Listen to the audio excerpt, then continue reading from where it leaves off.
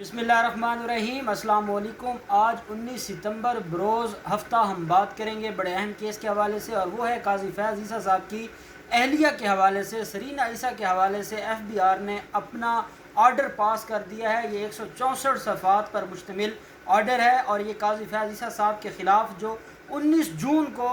Supreme court کی طرف سے ایک حکم نامہ آیا تھا، اور سپریم کورٹ میں جو قاضی فیاض عیسیٰ صاحب نے ایک پٹیشن فائل کی تھی، اور ان کے خلاف جو ریفرنس تھا اس کی کارروائی کو چیلنج کیا گیا تھا سپریم کورٹ میں۔ اس پٹیشن کے فیصلے میں آنریبل سپریم کورٹ نے، یہ 10 رکنی بینچ تھا سپریم کورٹ کا، 10 رکنی بینچ نے یہ حکم جاری کیا تھا کہ ایک تو ریفرنس کی کارروائی کو خارج کر دیا تھا، سیٹ اسائڈ کر دیا تھا، اور دوسرا حکم اس کے اندر یہ جاری کیا گیا تھا کہ قاضی فیاض عیسیٰ صاحب کی جو وائف اور ان کے بچے ہیں وہ جا کر ایف بی آر کو ساری سٹوری سنائیں گے، وہ جا کر وہاں سارے ڈاکومنٹس دیں گے، وہ وہاں جا کر ساری کی ساری جو ڈیٹیلز ہیں وہ ایف بی آر کو پہنچائیں گے، اور پھر ایف بی آر سارے کے سارے معاملے کو دیکھے گی۔ اور ایف بی آر اگر یہ سمجھتی ہے کہ وہ ٹیکس نہیں ادا کر رہے، یا ان کے آمدن سے زیادہ اثاثہ جات ہیں، یا جو انہوں نے جو 3 ان کی آف شور کمپنیز ہیں ان کے پاس کوئی منی ٹریل نہیں ہے، اگر ایف بی آر اس کے اوپر فیصلہ کر دیتا ہے تو پھر یہ معاملہ چلا جائے گا جو سپریم جوڈیشل کونسل ہے اس کے پاس، جو سیکٹری ہے سپریم جوڈیشل کونسل کا، جو کہ رجسٹرار ہوتا ہے سپریم کورٹ کا، اس کو یہ حکم جاری کیا گیا تھا کہ وہ اس سارے معاملے کے اوپر جائیں گے، یہ معاملہ جائے گا ان کے پاس، اور وہ یہ معاملہ لے کر جائیں گے چیئرمین جو ہوں گے جو سپریم جوڈیشل کونسل کے، ان کے پاس، اور وہ چیف جسٹس ہوں گے، اور وہ پھر اس معاملے کو دیکھیں گے۔ 19 جون کا یہ فیصلہ ہے، اور اس کے بعد پھر 26 جون کو پہلا نوٹس جاتا ہے، 26 جون کے نوٹس پر وہ نہیں تشریف لاتی، پھر ان کو 4 جولائی کو دوبارہ نوٹس جاتا ہے، اور پھر فائنلی وہ 9 جولائی کو پیش ہوتی ہیں پہلی دفعہ ایف بی آر کے سامنے، اور ایف بی آر کے سامنے وہ جب پیش ہوتی ہیں تو وہ اپنا موقف پیش کرتی ہیں، وہ اپنے سارے ڈاکومنٹس دیتی ہیں، اور یہ 3 دفعہ پیش ہو چکی ہیں، لیکن ایف بی آر کے سامنے یہ کوئی جواب نہیں دیتی تھی۔ ایف بی آر کے سامنے ان کے پاس کچھ بتانے کو نہیں ہوتا تھا، اور جب یہ باہر آتی تھی تو یہ میڈیا کو سٹیٹمنٹ بھی دیتی تھی، میڈیا کو یہ ریٹن سٹیٹمنٹ بھی دیتی رہیں، اور اس کے بارے میں آپ کو یاد ہوگا وزیر اعظم کے حوالے سے، شہزاد اکبر کے حوالے سے، فروغ نسیم کے حوالے سے، سابقہ اٹارنی جنرل جو فروغ نسیم ہے ان کے حوالے سے سارے معاملات پر وہ بات کرتی تھی، لیکن جو ان سے پوچھا جاتا تھا کہ منی ٹریل کہاں ہے تو اس کا ان کے پاس کوئی جواب نہیں ہوتا تھا۔ اب کیا ہوا ہے کہ ایف بی آر نے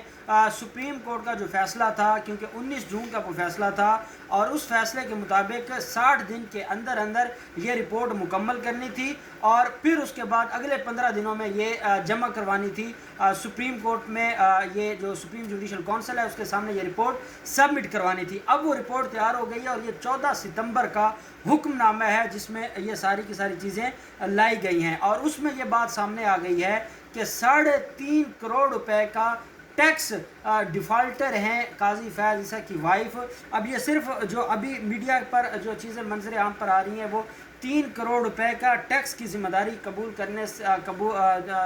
ذمہ داری ان کے اوپر ڈالی گئی ہے، جو کہ وہ ذمہ داری قبول کرنے سے انکار کر رہی ہیں، اور ان کا یہ ماننا ہے کہ جو 3.5 کروڑ روپے کا ٹیکس ان کے اوپر ڈالا گیا ہے وہ سارا غیر قانونی ہے۔ لیکن حقیقت یہ ہے کہ کیونکہ جو پراپرٹیز ہیں ان کی وہ غیر قانونی تھیں، وہ ان کی اثاثہ جات جو تھے وہ ثابت نہیں کر سکی تھیں، اور پھر اس کے بعد اگلی اہم چیز یہ آ گئی کہ ان کے 3.5 کروڑ روپے کی ٹیکس ان کے اوپر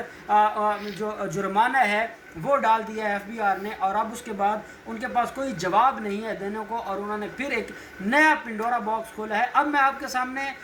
2-3 کویسچن آف لا رکھوں گا۔ ایک تو یہ ہے کہ اس فیصلے کے بعد جوڈیشل کمیشن جو جوڈیشل کمیشن آف پاکستان ہے یا سپریم جوڈیشل کونسل ہے، سپریم جوڈیشل کونسل کے پاس کیا اختیار رہ جاتا ہے کہ وہ اس معاملے کو دیکھے۔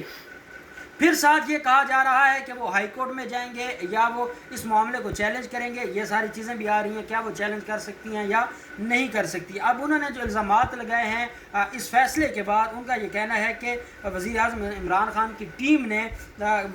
جو اس کے ممبرز ہیں، فروغ نسیم ہے، شہزاد اکبر ہیں، اور سابق اٹارنی جنرل ہیں، ایف بی آر سے محمد اشفاق اور ذوالفقار، یہ ذوالفقار احمد وہ ہے جو تفتیشی افسر تھا، یہ جو سارے کے سارے معاملات کو دیکھ رہا تھا، انہوں نے کہا کہ ان کے ساتھ تعاون نہیں کیا گیا، ان لوگوں نے تعاون نہیں کیا، اور ان کے خلاف جھوٹا کیس بنایا، اور جھوٹا کیس بنا کے ان کے خلاف انکوائری شروع کر دی۔ انہوں نے یہ بھی کہا ہے کہ شہزاد اکبر نے ایک نجی تنظیم، پرائیویٹ تنظیم اثاثہ برآمدگی یونٹ بنائی اور اس کی سربراہی بھی کرتے ہیں، جس میں اس کے رکن کی حیثیت سے اشفاق احمد کو تعینات کیا گیا۔ سرینہ عیسیٰ کا کہنا تھا کہ ان افراد نے FBI کے ذوالفقار احمد کو ایک روز میں میرے اور میرے شوہر کے خلاف رپورٹ تیار کرنے کی ہدایت کی، جو انہوں نے کیا۔ اب قاضی فیاض عیسیٰ صاحب یا قاضی فیاض عیسیٰ صاحب کی جو اہلیہ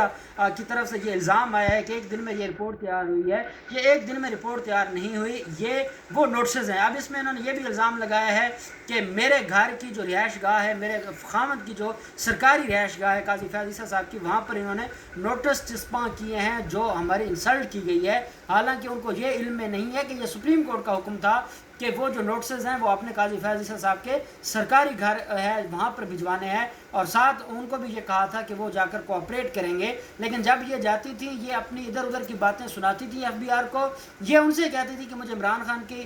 جو ہے وہ ٹیکس ریٹرن دکھائیں، مجھے شہزاد اکبر کی دکھائیں، مجھے فروغ نسیم کے اثاثہ جات کے بارے میں بتائیں، جو اپنی بات تھی وہ نہیں کرتی تھی۔ اور یہی وجہ ہے کہ پھر FBI نے جو ان کے پاس پہلے سے ریکارڈ موجود تھا، جو ڈاکومنٹس انہوں نے دی، اس کے مطابق انہوں نے ان کے اوپر یہ ثابت کر دیا ہے کہ یہ ایک تو 3.5 کروڑ روپے کے ٹیکس نہندگان ہے، اور دوسرا یہ ہے کہ ان کے خلاف جو فائن ہے، جب بھی کوئی پراپرٹی ہے یا جب بھی کوئی اثاثہ ہے وہ آمدن سے زائد ہے، اور FBI نے ایک معاملہ تو وہ ہے نا جو نیب نے کرنا ہے، کیونکہ اب یہ معاملہ نیب میں جا نہیں سکتا تھا۔ چیف جسٹس ہیں قاضی فیاض عیسیٰ صاحب، پھر ان کی اہلیہ ہے، سپریم کورٹ نے FBI کو کہہ دیا کہ آپ ان سارے ٹیکس کے معاملات کو دیکھیں۔ انہوں نے یہ دیکھا ہے اور انہوں نے کہا ہے جی کہ یہ 3.5 کروڑ روپے کا جرمانہ عائد ہوتا ہے جو ایلیگیلٹیز ہیں ان کی طرف سے۔ اب جب جرمانہ آ جائے تو اس کا مطلب ہے کہ ان کے اینڈ میں ایلیگیلٹی تھی، جب ان کے اینڈ پر ایلیگیلٹی تھی تو پھر قاضی فیاض عیسیٰ صاحب بھی ان ساری کی چیزوں میں ان کی بھی ذمہ داری عائد ہوگی، کیونکہ وہ جو یہ کہتے تھے کہ ہمارے اوپر کوئی ذمہ داری نہیں آتی اور ہم سارا کچھ جمع کرواتے ہیں، اور پھر قاضی فیاض عیسیٰ صاحب نے جیسے وکالت کی تھی اپنی بیوی کی، اب ان کو جواب دینا پڑے گا، اور وہ یہ ساری چیزیں اب سامنے آئیں گی۔ انہوں نے یہ بھی کہا کہ FBI کی جو سابق چیئرپرسن تھی نوشین امجد کو ہٹا کر ایک منتخب افسر کو تعینات کیا گیا۔ یہ اقدام سپریم کورٹ کے 19 جون کے حکم کے فوری بعد 4 جولائی کو اٹھایا گیا ہے، یہ کہنا تھا سارے کے سارے معاملات میں۔ اس بیان میں یہ بھی کہا گیا ہے کہ FBI کے تمام کمشنرز میں سے وزیر اعظم کی ٹیم نے جن کا انتخاب کیا وہ ذوالفقار احمد تھے، جو پہلے ہی 10 مئی 2019 کو میرے اور میرے شوہر کے خلاف رائے دے چکے تھے۔ جب یہ معاملہ شروع ہوا تھا اور FBI سے پوچھا گیا تھا کہ کیا یہ ٹیکس جمع کروا رہے ہیں یا نہیں کروا رہے، یا یہ کوئی ٹیکس چوری کر رہے ہیں، یا یہ ان کی کوئی جو ان کی ٹرانزیکشنز ہیں اس میں کوئی لیگیلٹی آ رہی ہے، تو اس کے اوپر پہلے FBI کی طرف سے جو رپورٹ سبمٹ کروائی گئی تھی وہ ذوالفقار احمد کی طرف سے کروائی گئی تھی، اور اب حکومت کا یہ ثواب دید ہے یا چیئرمین FBI کی یہ ثواب دید ہے، انہوں نے ریویو فائل کیا ہے، آج تک وہ ریویو نہیں سنا گیا سپریم کورٹ میں۔ یا تو یہ جاتے اور کہتے جی کہ ہماری مرضی کا افسر لگائیں، جب ان کی مرضی کا افسر نہیں لگ سکتا تھا تو جو چیئرمین ہے انہوں نے اپنی مرضی سے افسر لگانا تھا، وہ جس کو چاہتے، اور کیونکہ ذوالفقار احمد ہے ان کے پاس پہلے سارے کیس کا نالج تھا اور وہ اس پر کام کرتے رہے، اس وجہ سے ان کو یہ کام دیا گیا تھا۔ سرینہ عیسیٰ نے یہ بھی کہا ہے کہ یہ افسر قانونی اور زمینی دائرہ اختیار نہیں رکھتے، کیونکہ انہوں نے ہمیشہ ٹیکس ریٹرنز کراچی میں فائل کی ہیں اور ایک کراچی کا افسر ہی ان کے ٹیکس کے معاملات دیکھ سکتے ہیں۔ اب اگر آپ نے ٹیکس ریٹرن کراچی میں جمع کروائی ہے تو آپ نے جو ٹیکس ریٹرن جمع کروائی ہے، اب تو آن لائن سارے کا سارا نظام ہے، تو وہ آن لائن آ جاتا اور وہ ساری چیزیں ریکارڈ پر آ جاتی۔ آپ یہ کیسے یہ الیج کر سکتی ہیں کہ آپ کا ٹیکس کراچی میں جمع ہوتا تھا اور وہ لاہور میں اس کا ریکارڈ نہیں تھا تو آپ ریکارڈ کراچی سے وہاں بھجوا دیتی۔ اب یہ کیا آپ نے پلی لی ہے کہ کراچی کا افسر ہوگا تو تب آپ کو ریلیف ملے گا یا آپ اس کے سامنے پیش ہوں گی، تو یہ سارے کا سارا بھی غلط ہے۔ FBI کے حکم نامے کا حوالہ دیتے ہوئے انہوں نے یہ بھی کہا کہ 25 جون 2002 کو نوٹس وصول کرنے سے انکار کر دیا، جس دن میرے والد کا انتقال ہوا تھا، اور ساتھ ہی میرے شوہر کی تذلیل کے لیے نوٹس قاضی فیاض عیسیٰ کو بھجوا دیا گیا، اور ساتھ یہ کہا گیا کہ ہمارے ساتھ بڑی زیادتی ہو رہی ہے۔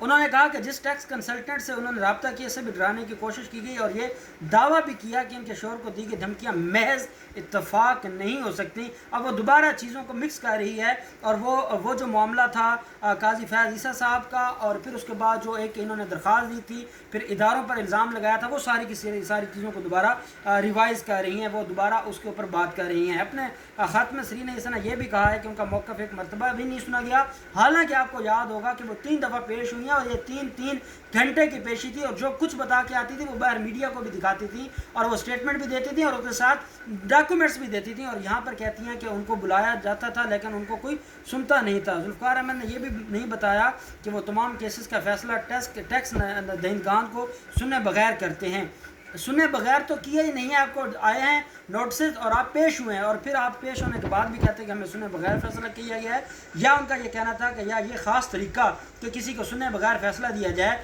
कहती है, मैं जुल्फ़िकार अहमद से सवाल करती हूँ कि ये जो तरीका है, क्या उनके लिए जिन्होंने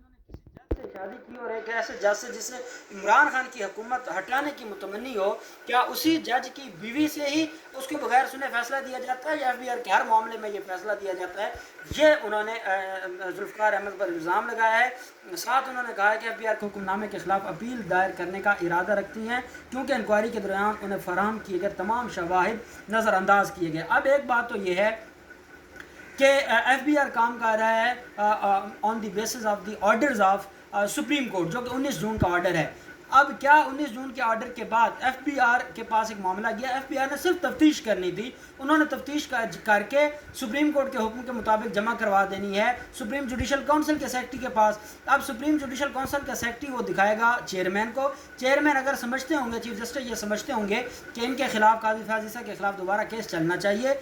तो वो दोबारा उनको बुला लेंगे। अगर वो रिपोर्ट पढ़ते हैं और वो कहते हैं इसमें कोई बात नहीं है तो ख़त्म हो जाएगा। अब इस पर आपने अपील कैसे करनी है? और क्या जब कोई ऐसी इंक्वायरी कमेटी जो कि सुप्रीम कोर्ट बनाती है और सुप्रीम कोर्ट की वाज़ेह डायरेक्शन होती है, ये मॉडल टाउन JIT वाला मामला नहीं है, ये डायरेक्शन डायरेक्टली है, वाज़ेह डायरेक्शन है सुप्रीम कोर्ट की, और सुप्रीम कोर्ट की वाज़ेह डायरेक्शन और एक टाइम फ्रेम दिया गया है, और ये कहा गया था कि नोटिस वसूल नहीं करते, काजी साहब के घर भिजवाएं। ये कहा गया था कि अगर वो इस सारे मामले में पेश नहीं होते तो उनके खिलाफ एकतरफा कार्रवाई की जाए। तो अब जब ये सारा मामला हो गया है तो उसके बाद क्या इनको कोई मौका मिल सकता है? क्या ये किसी हाई कोर्ट में जाकर इस इंक्वायरी को चैलेंज कर सकते हैं, इस ऑर्डर को चैलेंज कर सकते हैं, या सुप्रीम जुडिशल काउंसिल इसको सुनेगा? मुझे ये लगता है कि इनके पास अब ये इसको चैलेंज नहीं कर सकते, इस कार्रवाई को चैलेंज नहीं किया जा सकता, और अब इनके पास कोई ऑप्शन नहीं है। अब ये मामला सुप्रीम जुडिशल काउंसिल में दोबारा जा रहा है, और दोबारा सुप्रीम जुडिशल काउंसिल काजी फैज़ ईसा साहब को बुलाएगी, और फिर उनसे सवाल जवाब होंगे कि आपके खिलाफ जो एलिगेशन था कि आपकी फैमिली ने ये किया है, और वो बतौर बेनामीदार ऐसे थे, उनके अपने कोई एसेट्स नहीं थे, उनकी अपनी कोई इनकम नहीं थी इस लेवल की कि वो इतने बड़े असासाजात बनाते, या उनके खिलाफ सिर्फ टैक्स इतना ज़्यादा होता क्योंकि असासे थे उनके। तो ये सारे सवालात का जवाब पूछा जाएगा काजी फैज़ ईसा साहब से। अब देखते हैं, जो भी डेवलपमेंट होगी हम आपके साथ शेयर करते रहेंगे। अल्लाह पाक पाकिस्तान का हामी नासिर हो। बहुत शुक्रिया। अल्लाह हाफिज़। पाकिस्तान जिंदाबाद।